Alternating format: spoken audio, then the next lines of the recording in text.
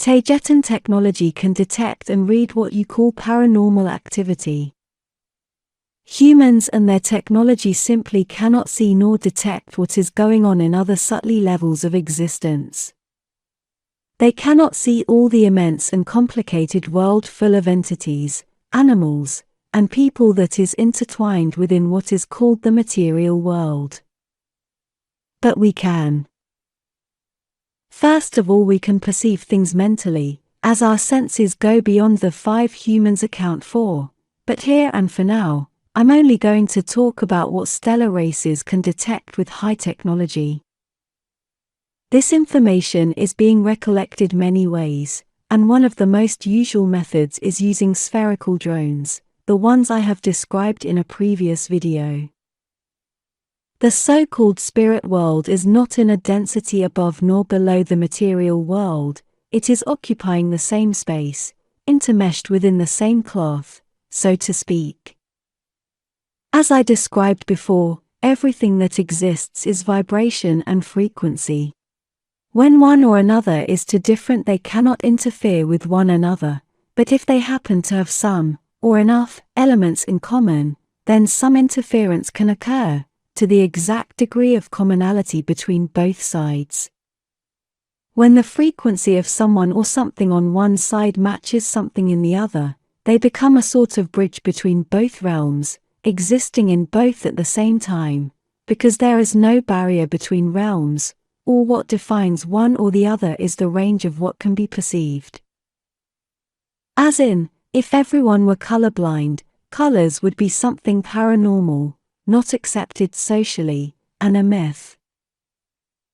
Human instruments can perceive things that are invisible to humans' 5 senses, for example infrared, ultraviolet, infrasound and so on. But they only extend human perception a little bit more, and not enough to detect more subtle but real forms of energy. For example, up-to-date humans can't agree with their science what gravity is, because it is outside its understanding and they basically have everything backwards. So people on Earth, and in other planets as well of course, coexist with a whole zoo of entities and astral animals of all kinds and forms, surrounding them all the time. Usually we don't interfere with one another, unless our frequencies match. Sentient beings can control their frequency of vibration by guarding their thoughts and emotions. Remember that you are what you think. Those entities, all the inhabitants of the realms that are invisible to human perception, share the same space, but not necessarily the same time, as it does tend to move differently as it is a perception. And both sides may coincide there as well, although usually not.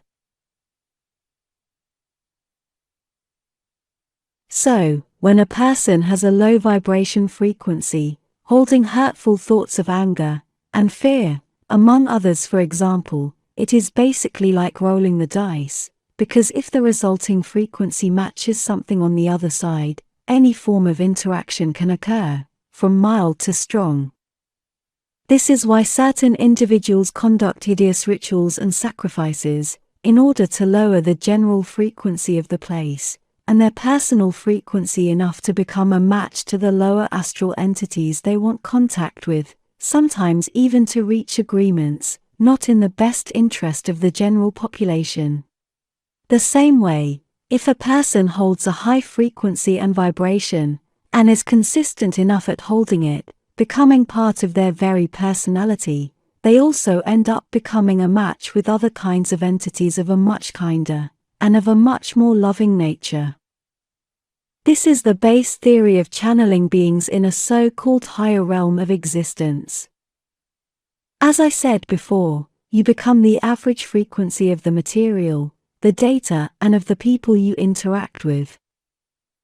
What is on the spirit side is a very large variety of what we could call animals and people, some of which have equivalents on the material side, but by far in most cases they do not have an equivalent, meaning that they are creatures that only exist in the so-called astral side.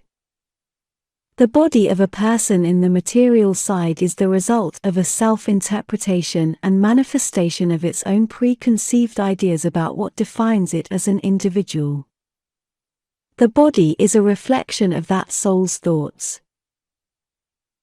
When someone dies in a violent way, that soul's awareness sometimes does not have the chance to adapt to the idea that its time in physicality is over. This can happen for many reasons. The same way a physical body is the manifestation of a soul's ideas, so is an astral weak form of manifestation many can call a ghost. It is an echo of someone, but it may have some level or awareness, or not. It may be just a memory being generated by that being at one or another level. No one gets lost, not knowing how to go back to source after death. But they may choose to remain in that lesser energy body form for many reasons. It is said that the main one is fear of being punished for the bad things they may have done while alive. So, again, what is causing that soul not to return to source is its own set of ideas and attachments.